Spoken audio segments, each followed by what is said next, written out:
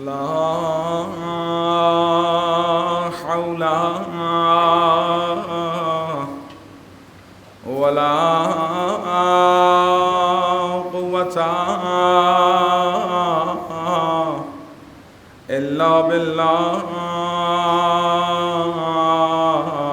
العلي العظيم. أعوذ بالله من الشيطان الرجيم. بسم الله الرحمن الرحيم. الحمد لله الحمد لله الذي هدانا لهذا وما كنا لنهتدي لولا أن هدانا الله. لقد جاءت رسل ربنا بالحق والصلاة والسلام والتحية والإكرام على سيد الأنبياء والمرسلين وأشرف الأولين والآخرين سيدنا ونبينا وشفيع ذنوبنا وطبيب قلوبنا مولانا ومقتدانا بالقاسم محمد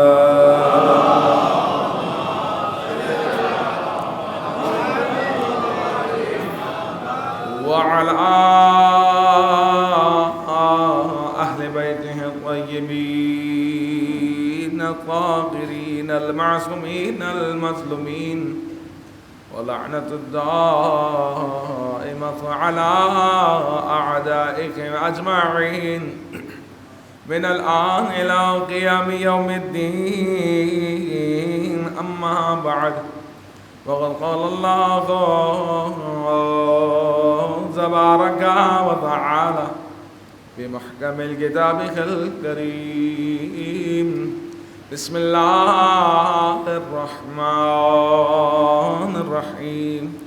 سبحان الذي يسرى بعبده ليلا من المسجد الحرام إلى المسجد الأقصى الذي باركنا حوله لنريه من آياتنا إنه هو السميع البصير.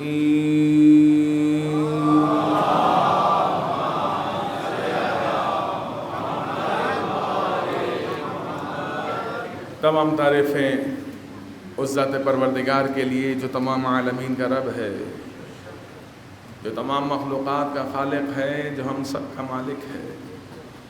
وہی ہے جو لائق حمد و ثنا ہے. اسی کے قبضہ قدرت میں ہم سب کی جان ہے. اسی کے حکم سے ہم اس دنیا میں آئے ہیں اور اسی کے بلانے پر اس دنیا سے لوٹ کر چلے جائیں گے. اور تمام درود و سلام اللہ کی ان مقدس ترین ہستیوں پر کہ جو وجہ تخلیق کائنات ہیں، کہ جنہیں ذات پروردگار نے فقط انسانوں کے لیے ہی نہیں بلکہ عالمین کے لیے شمع ہدایت بنا کر بھیجا ہے. عظمت اہل بیت علیہم السلام پر مل کر بآواز بلند صلوات پڑھنی.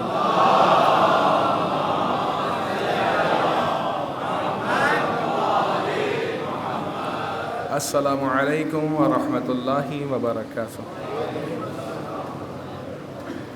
حضرت مومنین، ہجری سال کے ماہ رجب کی آج 25 تاریخ، ماہ رجب المرجب 1444 ہجری کا آخری جمعہ. زندگی رہی تو پھر اگلے سال یہ دن دیکھنا نصیب ہوگا. خداوند کریم سے دعا ہے کہ ہمیں آخری سانس تک آل محمد کا ذکر کرنے اور اس میں مشغول رہنے کی توفیق عطا فرما، ہمیں اہل بیت علیہم السلام کی محبت میں زندگی جینا، امام حسین کی عزاداری میں موت نصیب فرما۔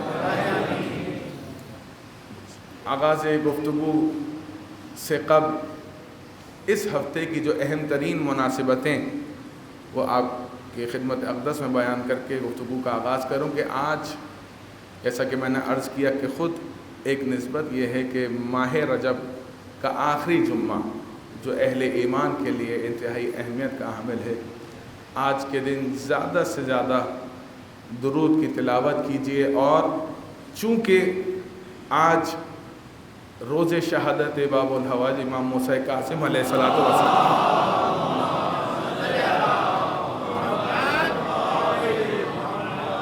تو آج کے دن زیادہ سے زیادہ آل محمد کے دشمنوں اور ان کے قاتلوں پر لعنت کیجیے۔ چند ایک مناسبتیں جس میں آج کے دن کی مناسبت یعنی 25 رجب المرجب کی تاریخ روز شہادت ہے باب الحواج امام موسیٰ کاظم علیہ الصلوۃ والسلام کا، اس کے بعد 26 تاریخ یعنی بروز ہفتہ کل کا دن شب معراج، اور 27 تاریخ عید مبعث، 28 تاریخ امام حسین کی روانگی مدینے سے، اور اس کے بعد آنے والے جمعے سے قبل جو اہم ترین مناسبت پائی جاتی ہے وہ شہزادی زینب سلام اللہ علیہ کی ولادت باسعادت کی تاریخ،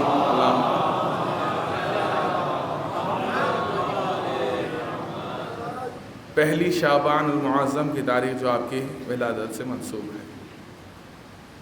آئیے گفتگو آغاز کرتے ہیں اس ہستی کے ذکر سے جسے باب الحوائج کہا جاتا ہے۔ خدا نے تمام نبیوں میں بھی ایک موسیٰ بھیجے اور تمام ائمہ میں بھی ایک موسیٰ بھیجے۔ یہ اتفاق نہیں ہے، یہ خدا کا انتظام اور اہتمام ہے کہ قرآن میں جس نبی کا ذکر ہے اس کے لیے صفت غضبان استعمال ہوئی، یعنی جلال والے، غضبناک ہونے والے، اور اللہ نے ائمہ میں جس امام کا نام موسیٰ قرار دیا ان کا لقب کاظم الغیظ قرار پایا، یعنی غصے کو پی جانے والا۔ یہ اللہم صلی علی محمد، یہ دو علیحدہ شخصیات، ایک نبوت کے حامل تو ایک امامت کے حامل، عزیزان محترم، اس کے باوجود بڑا فرق ہے حضرت موسیٰ میں اور حضرت امام موسیٰ کاظم میں۔ حضرت موسیٰ وہ شخصیت قرآن میں اگر جب آپ تلاوت کریں گے سورہ قصص کی تو آپ کو معلوم ہو جائے گا کہ اللہ نے کہا کہ اے موسیٰ ہم تمہیں 2 معجزات عطا کر رہے ہیں، کہا اپنی بغل میں ہاتھ ڈالو، جب انہوں نے بغل میں ہاتھ ڈالا تو ہاتھ سفید ہو گیا، کہا یہ پہلا معجزہ، اور کہا دوسرا معجزہ کہ اے موسیٰ یہ تمہارے ہاتھ میں عصا ہے، اس کو زمین پر پھینکو، اور جب زمین پر پھینکا گیا تو وہ اژدہے میں تبدیل ہو گیا۔ موسیٰ جن کی صفت غضبان، جلال والے، غضبناک والے، ایسی صفت کے حامل اژدہے کو دیکھ کر واپس اس کی مخالف سمت میں دوڑے، تو قرآن نے کہا اے موسیٰ لا تخف، ڈرو نہیں، یہ ہماری طرف سے تمہارے لیے معجزہ ہے۔ موسیٰ جیسے نبی اژدہے کو دیکھیں تو اس کی مخالف سمت میں ڈر کے دوڑ لگا دیتے ہیں، اور ہم جس امام کو مانتے ہیں علی بن ابی طالب کو، جب وہ جھولے میں اژدہے کو دیکھتے ہیں تو 2 لخت کر دیتے ہیں۔ دنیا ہم سے سوال نہ کرے کم ہم اہل بیت کو انبیاء سے افضل کیوں مانتے ہیں؟ اہل بیت اور ہیں، انبیاء اور ہیں، ماں سوائے رسالت میں آپ کے تمام انبیاء سے افضل ہیں اہل بیت علیہم السلام۔ آپ جانتے ہیں ٹی وی پہ ایک زمانے میں ڈیبیٹ ہوئی تھی اور بڑے فتوے دیے گئے تھے، پریشان ہونے کی ضرورت نہیں، ایک چھوٹی سی بات یہی اس کا جواب ہے، آیا انبیاء افضل ہیں ماں سوائے رسالت میں آپ کے یا آئمہ؟ اس کا ایک چھوٹا سا جواب ہے، اور جواب یہ ہے کہ برادران اہل سنت اور مکتب تشیع میں متفق علیہ ایک حدیث مبارکہ ہے، اے اللہ کے رسول ارشاد فرماتے ہیں کہ میری امت کے علماء بنی اسرائیل کے انبیاء سے افضل ہیں۔ یہ نہیں کہا میری امت کے لیے جو آئمہ ہیں وہ انبیاء بنی اسرائیل سے افضل ہیں، بلکہ کیا کہا؟ میری امت کے علماء بنی اسرائیل کے انبیاء سے افضل۔ جب علماء اتنے افضل ہو سکتے ہیں تو وہ جو علم لدنی کے مالک قرار پائے، جن کی معرفت کے بغیر عالم نہیں بنتا، تو وہ بھلا کیوں افضل نہیں؟ ایک مختصر سی حدیث اور اس سوال کا جواب زیادہ اللہ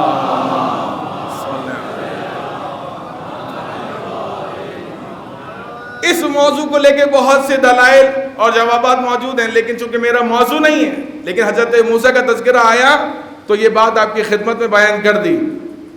عزیزان محترم، تو عرض خدمت یہ ہے کہ امام موسیٰ کاظم وہ شخصیت جو کہ کاظم الغیظ قرار پائے۔ آئمہ میں اگر آپ نگاہ دوڑائیں تو نام علی تکرار میں ملتا ہے، نام حسن کی بھی تکرار ملتی ہے، نام محمد کی بھی تکرار ملتی ہے۔ دو شخصیات ایسی ہیں جن کے ناموں کی تکرار نہیں ملتی، ایک امام حسین علی مقام ہیں، ایک امام موسیٰ کاظم علیہ السلام ہیں۔ امام حسین وہ جو سید الشہداء قرار پائے، اور امام موسیٰ کاظم وہ جو باب الحوائج قرار پائے۔ عزیزان محترم، باب الحوائج وہ شخصیت ہیں کہ آج جو کاظمین گئے ہیں انہوں نے دیکھا ہے، اور جو نہیں گئے خداوند کریم ان کو زیارت نصیب فرمائے امام موسیٰ کاظم کی۔ عزیزان محترم، آپ جا کے دیکھیں عراق میں سب سے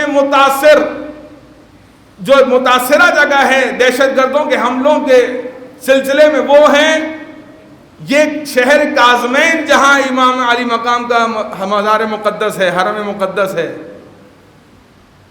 امام مبارک کے اس مبارک حرمت والے حرم مقدس کو بم دھماکے سے اڑایا گیا۔ کہتے ہیں کہ اتنی خون ریزی ہوئی، آج سے نہیں 1400 سال سے، اتنی خون ریزی ہوئی کہ عراق کا دریائے دجلہ مہینوں خون سے رنگین رہا کرتا تھا۔ اتنے شیعہ اور سادات کو قتل کیا گیا اور دریا دجلہ میں پھینک دیا جاتا تھا۔ اس کے باوجود وہاں پر آج بھی شیعت کی حکمرانی اس بات کی دلیل ہے کہ یہ باب الحوائج کا کرم ہے۔ آج بھی وہاں باب الحوائج کی حکومت ہے، ان کے چاہنے والوں کی حکومت ہے۔ اب سوال لوگوں کے ذہنوں میں پیدا ہوتا ہے، جو متعصب لوگ ہیں غیر شیعہ، وہ کہتے ہیں یہ اپنے مزار کی حفاظت نہیں کر سکے، شیعوں کی حفاظت بھلا کیا کریں گے؟ تو جوانوں کے لیے جواب عرض کر رہا ہوں کہ جو لوگ دشمنان اہل بیت کی اعتراض کرتے ہیں کہ امام موسیٰ کاظم اپنے روزے کی جو باب الحوائج تم کہتے ہو روزے کی حفاظت نہیں کر سکے، تم شیعوں کی حفاظت کیا کریں گے؟ تو یاد رکھیے گا، جس طرح سے امام حسین علی مقام 3 دن کے بھوکے پیاسے شہید ہوئے اور رہتی دنیا تک لوگ ان کے صدقے میں کھاتی بھی رہے گی، پیتی بھی رہے گی۔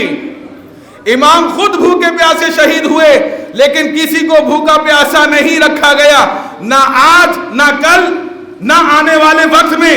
اسی طرح امام مظلوم باب الحوائج کا روزہ مقدس کی تو توہین کی گئی، لیکن امام علی مقام رہتی دنیا تک اپنے چاہنے والوں کو حفاظت فراہم کرتے رہیں گے، تحفظ فراہم کرتے رہیں گے۔ امام خود شہید ہو گئے لیکن اپنے چاہنے والوں کو بچا لیا۔ جناب زینب قربہ کبریٰ نے اپنے حجاب کو دے دیا، اپنی چادر دے دی، لیکن آل محمد کے چاہنے والیوں کی پردوں کو بچا لیا۔ عزیزان محترم، اسی طرح جناب باب الحوائز نے قربانی دی، لیکن اپنے شیعان حیدر کرار کا، اپنے چاہنے والوں کا تحفظ کیا۔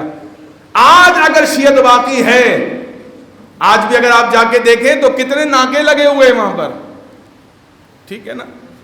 دشمن آج بھی اسی کوشش میں رہتا ہے کہ ان حرمہائے مقدس کو جو ہے مقدسات کو نقصان پہنچایا جائے، لیکن وہ چراغ کیا بجھے جس کی حفاظت خدا کرے۔ صلوات پڑھیے محمد و آل محمد پر۔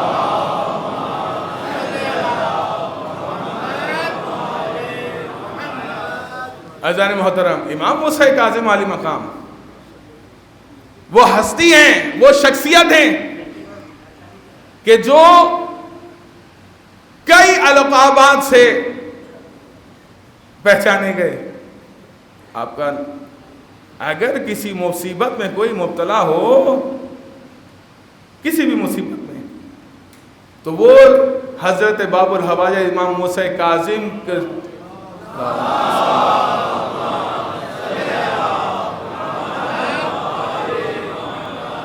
امام کے توسل سے خدا کی بارگاہ میں دعا کرے۔ امام کی برکت سے اس کی دعا رد نہیں ہوتی۔ باب الحوائج ہیں، وہ ہیں کہ جنہوں نے دین کا دفاع کیا۔ علامہ طالب جوہری مرحوم رحمت اللہ علیہ کے زمانے میں ایک مسئلہ پیش آیا، جب آیت اللہ حکیم بڑی شخصیت محسن الحکیم ان کے زمانے میں ایک کتاب جس میں ابن تیمیہ نے امام عالی مقام امام موسیٰ کاظم کا ایک فرمان مبارک سنا تو امام کی تضحیق کرنے لگا، کیونکہ یہ آل محمد کا دشمن تھا۔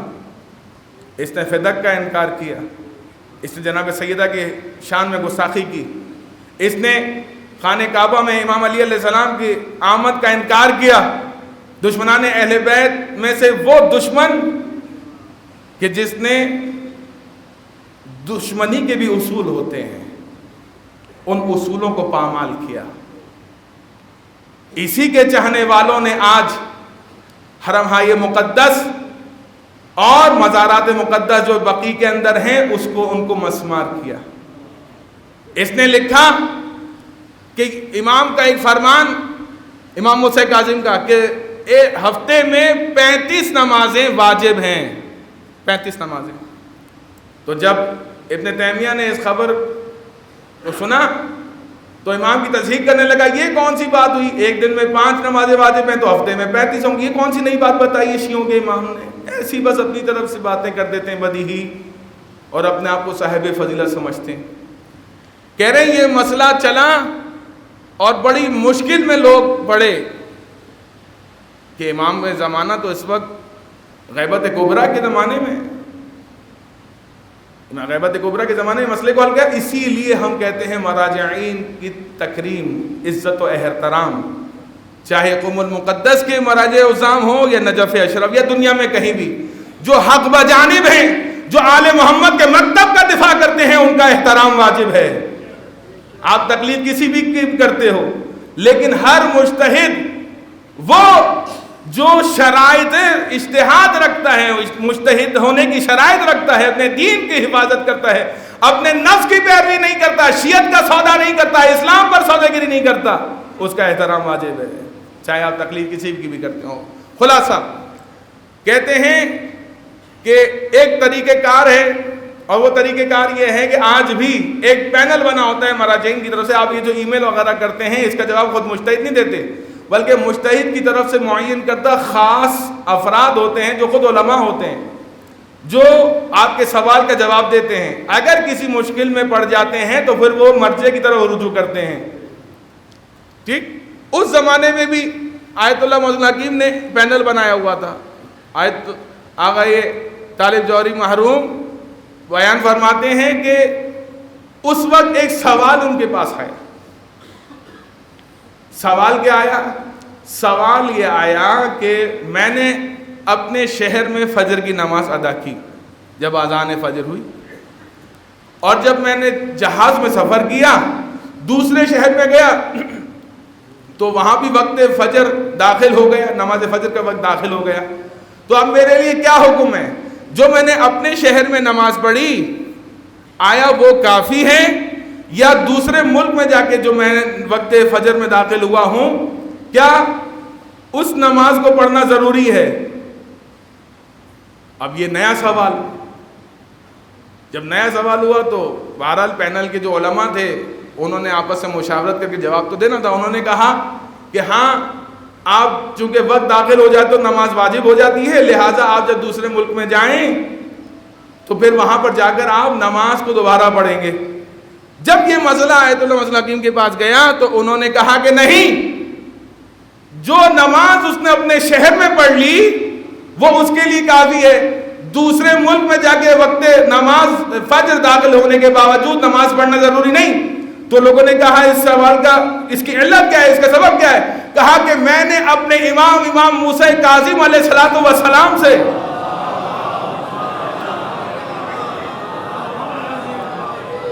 ان کی بیان کرتا روایت میں پڑھا کہ امام فرماتے ہیں کہ ایک ہفتے میں مسلمان پر 35 سے زیادہ نمازیں واجب نہیں.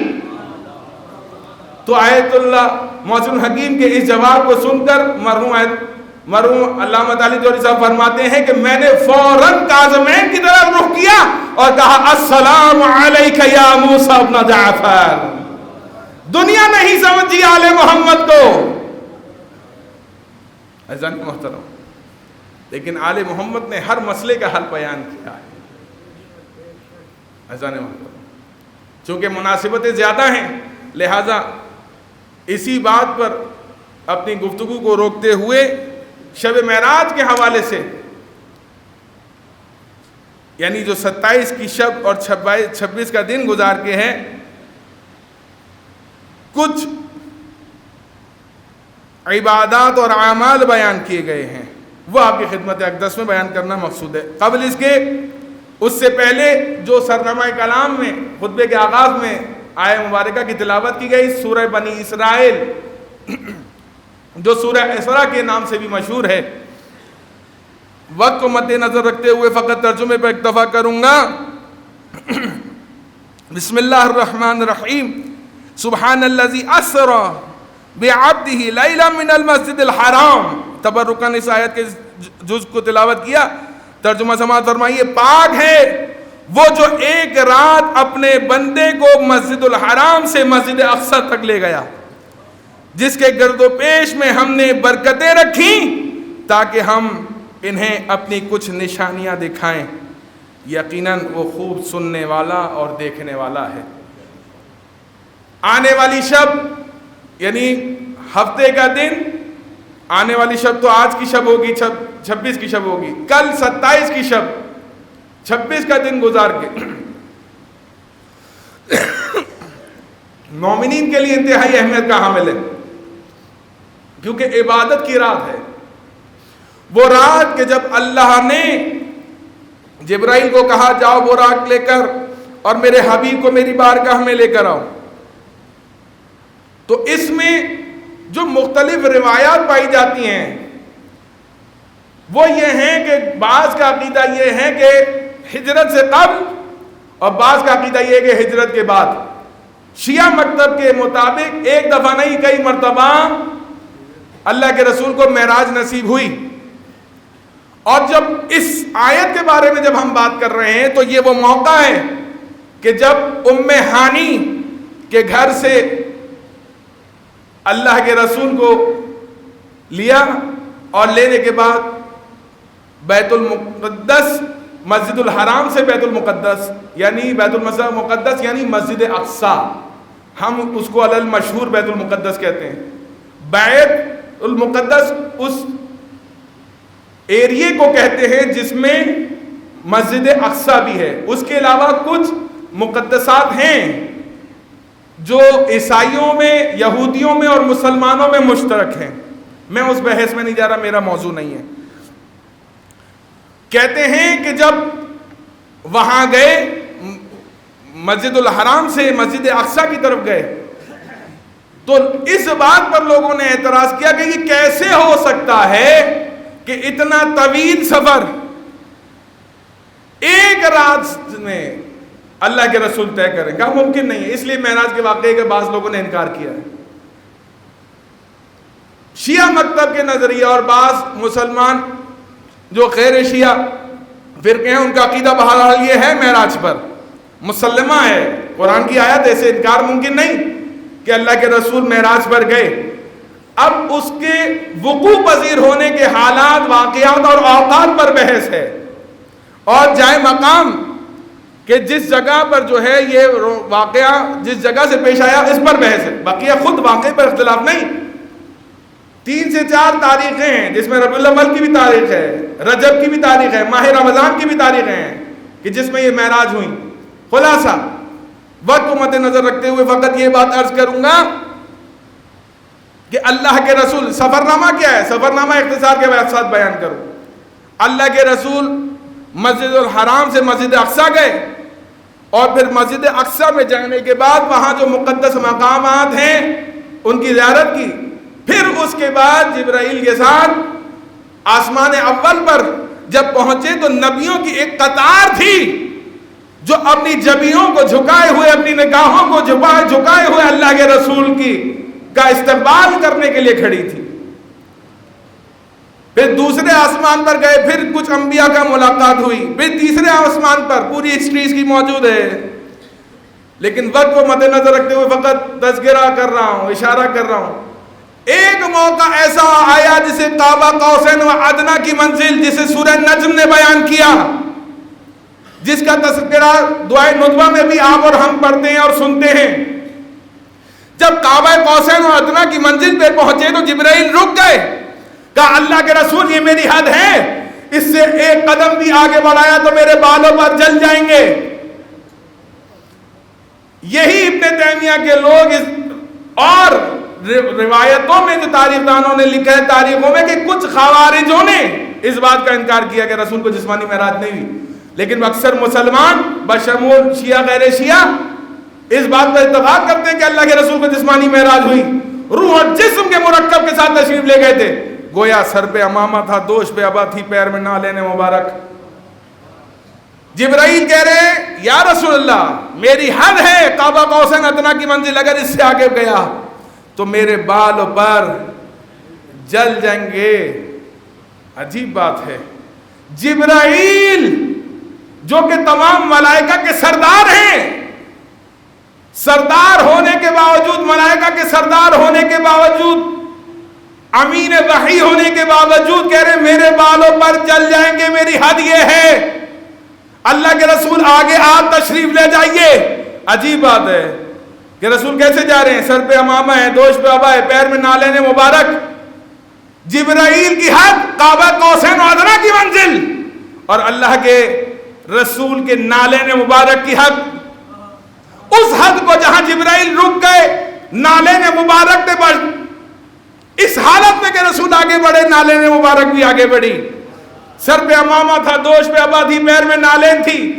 عجیب دنیا ہے، سمجھی نہیں، جہاں جبرائیل کی حد ختم ہوتی ہے وہاں سے نالین رسالت مآب کی حد شروع ہوتی ہے۔ نالین کی اتنی عظمت ہے تو اللہ کے رسول کی کیا عظمت ہوگی۔ عزیزان محترم، کہتے ہیں کہ اس قدر نزدیک ہوئے کہ 2 کمانوں کا فاصلہ، جس کو علماء نے بیان کیا کہ 2 ہاتھ سے بھی کم کا فاصلہ رہ گیا، اتنا نزدیک بلایا۔ کچھ ایسے تھے، کہا پروردگار اپنا دیدار کرا دے، جناب موسیٰ پروردگار دیدار کرا دے۔ کہا اچھا تم کر نہیں سکتے ہو، کلیم اللہ ہیں، اولی العزم نبی ہیں، کہا موسیٰ دیدار نہیں کر سکتے۔ کہا خداوند کریم میری قوم، کیا ہوا؟ 2 ہاتھ سے کم کا فاصلہ ہے۔ خدا کی قسم اگر عبد اور معبود کا فرق نہ ہوتا تو یہ فاصلہ بھی نہ ہوتا۔ عبد اور معبود کے فرق کو قائم کرنے کے لیے اللہ نے اس فاصلے کو قرار دیا، ورنہ خدا کی قسم جو ہمارے اور آپ کے شہر سے زیادہ قریب ہے، تو پھر یہ فاصلہ خدا کے لیے کوئی معنی نہیں رکھتا، لیکن عبد اور معبود میں فرق رہے۔ اذان محترم، اس کے ساتھ ہی مربوط ایک واقعہ بڑا لطیف کہ جب آئے تو ایک شخص نے جو ہے اعتراض کیا، یہ کیا ہو گیا، میں تو نہیں مانتا کہ اتنے کم وقت میں اس طرح سے اللہ کے رسول نے معراج کا سفر کیا۔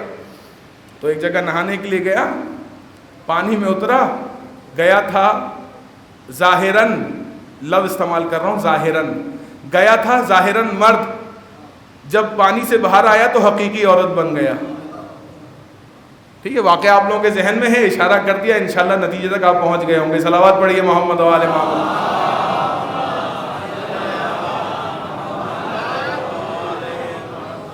عزیزان محترم، لہٰذا پروردگار نے اس حد کو قائم رکھا عبد اور معبود کے درمیان، اور شب معراج کے حوالے سے جس چیز پر بحث، اس کا جو خاص واقعات کے حوالے، اس واقعے کے حوالے سے خاص مسئلہ جو تھا وہ میں نے آپ کو بیان کیا۔ اس کے ساتھ ہی جو دیگر نسبتیں پائی جاتی ہیں، یعنی شب معراج، اس کے اعمال کی بیان فرماؤں کہ معصوم فرماتے ہیں کہ اس رات کی عبادت کرنا 70 سال کی عبادت کرنے سے افضل ہے۔ لہذا اس شب یعنی 27 کی شب کے اعمال کو فراموش نہ کیجیے، خدا سے لو لگانے کے لیے اس شب کو ضائع نہ کیجیے۔ جو خدا سے نزدیک ہونا چاہتے ہیں، قرب الہی اختیار کرنا چاہتے ہیں، وہ اس شب کو ضائع نہ کریں۔ قسمت آپ کی، اہتمام اللہ کا کہ شب معراج ہفتے کی رات میں قرار پائی، اگلے دن چھٹی، تاکہ آپ اطمینان سے اللہ کی عبادت کر سکیں۔ یہ اللہ کا اہتمام ہے، آپ کا نصیب ہے عزیزان۔ لہذا اس شب کو ضائع نہ کریں، اور شب کے خاص اعمال ہیں، اس کے لیے مفادی کی طرف رجوع کریں۔ 27 کا دن عید مبعث، اس پر فقط ایک نقطہ، قبل اس نقطے کے بیان کرنے کی بات عرض کروں آپ کی خدمت میں کہ 27 کا جو دن ہے، اس دن غسل کی بڑی اہمیت ہے۔ جو 27 کے دن غسل کرے گا تو وہ گناہوں سے پاک ہو جائے گا، اگر کمال معرفت کے ساتھ غسل کرے۔ اور اس کے بعد 27 کے دن کے روزے کی بہت اہمیت ہے۔ اللہ کے رسول فرماتے ہیں کہ سال میں 4 دن روزوں کی بڑی اہمیت ہے، ان میں سے ایک دن روزے مبعث ہے، عید مبعث، اہل ایمان کے لیے روزے عید قرار دیا ہے مبعث کو، یعنی اللہ کے رسول نے کیا کیا، روزے مبعث کو عید قرار دیا۔ اب سوال جو نقطہ یہ بیان کرنا چاہتا ہوں، بقیہ اعمال کے لیے آپ مفادی کی طرف رجوع کیجئے۔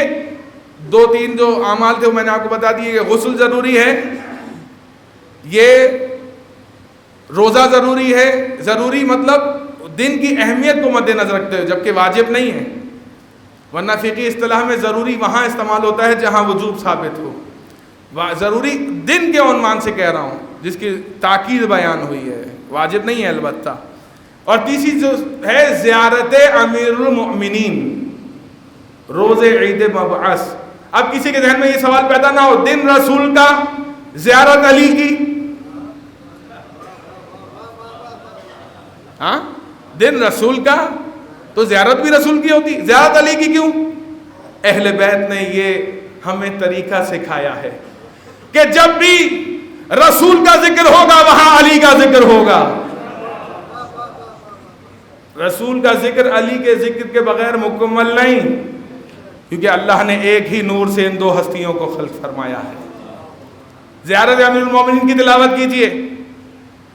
یہ نقطہ جو بیان کرنا چاہ رہا ہوں جو اہم ہے، عرض کیا کہ بقیہ اعمال کے لیے مفادی کی طرف رجوع کیجئے گا، اور شب کے اعمال کو ضائع نہیں کیجئے گا، اور نہ روز دن کو فضیلت کو ضائع کیجئے گا۔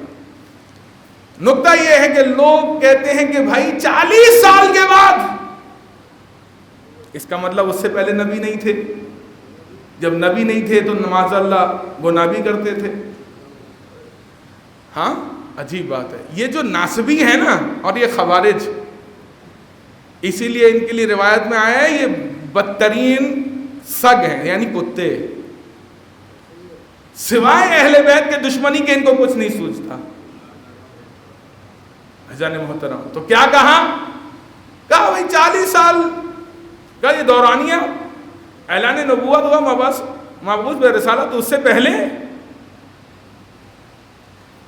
حتیٰ کہ مسلمان اپنے آپ کو مسلمان کہتے ہیں اور افسوس ہوتا ہے یہ عقیدہ رکھتے ہیں کہ نعوذ اللہ من ذالک آپ کے والدین اسلام پر نہیں تھے. جناب ابو طالب کے ایمان پر بحث کرتے ہو، دوسروں کے آباء و اجداد کا تذکرہ کیوں نہیں کرتے؟ کیونکہ کم سے کم اتنا جانتے ہیں کہ علی کی آل کا اور علی کے اجداد کا تو شجرہ مل جائے گا، لیکن جن کو ہم اپنا مانتے ہیں ان کا شجرہ نہیں ملے گا. اسی لیے اس پر بحث ہی نہیں کرتے. کہتے ہیں اگر ہم ان میں جائیں گے تو ایک نیا دروازہ کھل جائے گا، پھر ہماری وہ چھترول ہوگی 1400 سال سے جو ہماری ہوتی آ رہی ہے. ہاں تو اسی لیے جناب ابو طالب کے اوپر بحث کرتے ہیں، دیگر کے اجداد اور اس کے اوپر بات نہیں کرتے، کیونکہ جو باپ تھا وہی ماموں تھا. صلوات پڑھیے محمد و آل محمد پر.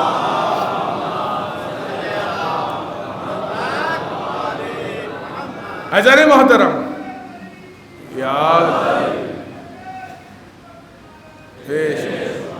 انتہائی اختصار کے ساتھ فقط ایک روایت جو متفق علیہ ہے برادران اہل سنت کیا اور ہمارے ہاں، اور وہ روایت یہ کہ اللہ کے رسول نے ارشاد فرمایا کہ میں اس وقت بھی نبی تھا جب آدم عناصر اربع سے تخلیق ہو رہے تھے.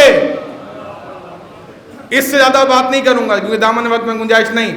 ایک جواب کافی ہے کہ میں اس وقت بھی نبی تھا جب آدم عناصر و عنصر سے تخلیق کے مراحل میں تھے.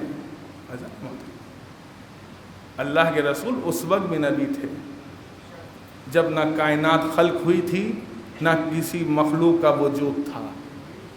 ٹھیک ہے، یہ ناسبیوں کا پھیلایا ہوا عقیدہ ہے. یہ بات ہے تاکہ توہین اہل بیت کی جائے، توہین رسالت کی جائے اور ان کی منزلت کو کم کی جائے. خدا کی لعنت ہو دشمنان اہل بیت پر، اور خدا کی لعنت ہو ان لوگوں پر کہ جس کی وجہ سے امام حسین کو مدینہ ترک کرنا پڑا. انتہائی اختصار کے ساتھ 2 جملے 28 رجب کے عنوان سے.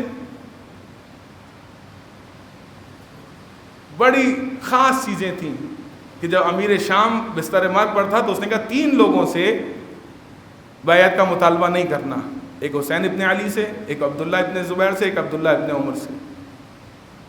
جیسے ہی امیر شام مرا فوراً اس کی وصیت پر عمل نہ کرتے ہوئے اس نے کیا کیا؟ سب سے پہلے ولید کو جو حاکم مدینہ تھا خط لکھا کہ حسین سے بیعت لو اور اگر بیعت نہ کرے تو ان کی گردن اڑا دو.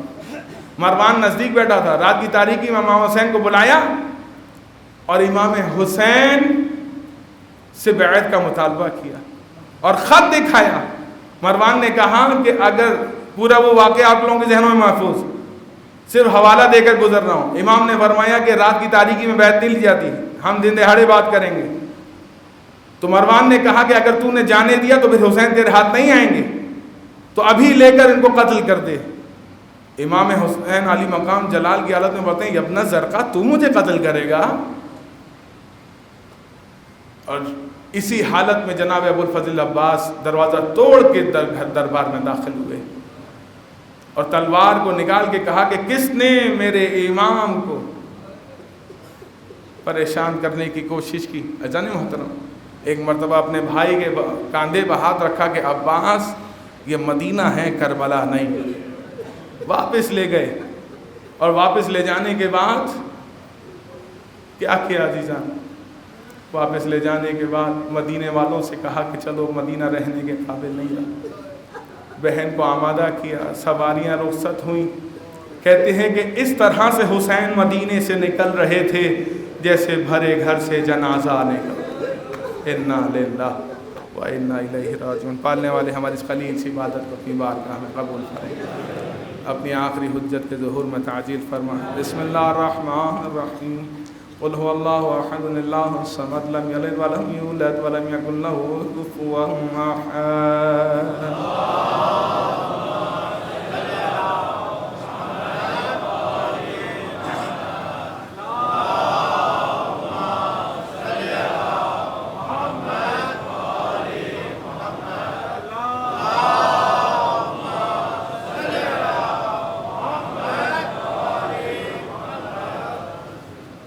اعوذ باللہ من الشیطان الرجیم، بسم اللہ الرحمن الرحیم، الحمد للہ رب العالمین، اللہم لک الحمد بدیع السماوات والارض الجلال والاکرام، رب الارباب الہ کل معلوم وخالق کل مخلوق ووارث کل شیء لیس کمثلہ شیء وهو بكل شيء محيط، انت الله لا اله انت الاحد المتوحد الفرد المتفرد، انت الله لا اله الا انت الكريم المتكرم العظيم، الصلاه والسلام على محمد النبي الرحمه سيد المرسلين، وعلي بن ابي طالب سيد الوصيين، وفاطمه الزهراء سيده النساء العالمين، وحسن المجتبى حجه الله على الخلق اجمعين، وحسين الشهيد المظلوم وارث امير المؤمنين، وعلي بن الحسين زين العابدين، ومحمد بن علي باقر الاولين والاخرين، وجعفر بن محمد الصادق الصديق المقتدي بآبائه الصالحين، وموسى بن جعفر الكاظم من أولاد النبي، وعلي بن موسى الرضا من درجة برة المتقين، ومحمد بن علي الجوال من الولي المؤمنين، وعلي بن محمد السراج المنير إمام الغاشين، والحسن بن علي سيد الأوصياء المنتجبين، وغلب القائم المهدي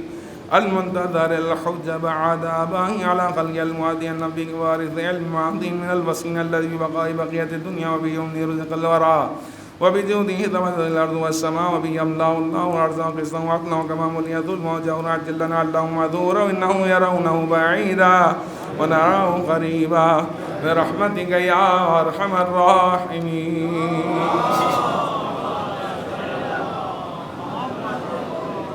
اعوذ باللہ من الشیطان الرجیم، بسم اللہ الرحمن الرحیم۔ حضرات مومنین، آپ کے خدمت میں آپ کے علم یقیناً یہ بات ہوگی کہ یہ جو تلاوت کیا جاتا ہے عربی کا خطبہ، یہ جمعے کا دوسرا خطبہ شمار ہوتا ہے، لیکن چونکہ بہتر ہے کہ اردو کے کچھ جملے بیان کیے جائیں، اسی وجہ سے جو ہے وہ کچھ جملے اردو میں خطبے کے طور پر بیان کیے جاتے ہیں، جبکہ یہ جمعے کے لیے ثابت ہونے کے لیے یہ خطبہ جمعہ جو عربی میں پڑھا جاتا ہے دوسرا خطبہ، جس میں ناموں کا ذکر ائمہ کی، یہ کافی ہے۔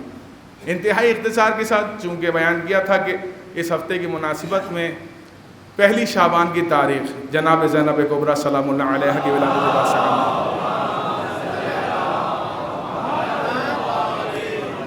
باسعادت کی تاریخ ہے، وہ بی بی جو اپنے بابا کے لیے زینت قرار پائی، علی کائنات کے لیے زینت اور زینب کبریٰ اپنے بابا کے لیے زینت، وہ بی بی کہ جن کے ذکر کے بغیر کربلا ممکن نہیں، شریکت الحسین بھی ہیں، شریکت الشہداء بھی ہیں، عصمت صغریٰ کے منزلت پر فائز وہ بی بی کہ جب جناب امام حسین نے 28 رجب کو کہا نا کہ بہن اب ہم مدینہ سے ترک کریں گے، مدینہ رہنے کے قابل نہیں رہا ہے، تو عزیزان جناب زینب کبریٰ کو کہا کہ جاؤ اپنے شوہر سے اجازت لو۔ اپنے شوہر کے بعد جناب عبداللہ کے پاس گئیں، کچھ نہیں کہتی، برابر میں بیٹھ گئیں اور زاروں قطار روتی ہیں۔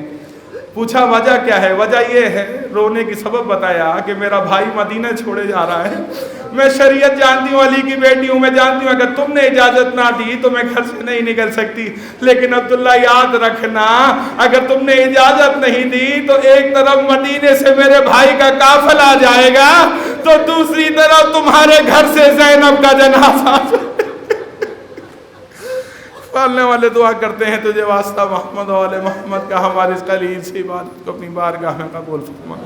حاضرین دعا کی شرعی حوائج کو اپنی بارگاہ میں قبول فرما۔ استاد محترم محمد علی نقوی صاحب کا آپریشن ہوا ہے، پروردگار ان کو صحت و سلامتی کے ساتھ صحت عاجلہ و کاملہ عطا فرما۔ تمام حاضرین کی شرعی حوائج کو اپنی بارگاہ میں قبول فرما، جو بے گناہ اسیر ہیں ان سب کو رہائی عطا فرما۔ ہمیں آل محمد کی محبت میں زندگی جینا، امام حسین کی عزاداری میں موت نصیب فرما، اپنی آخری حجت کے ظہور میں تعجیل فرما، ہمیں امام کے ادنا ترین غلاموں میں شمار فرما۔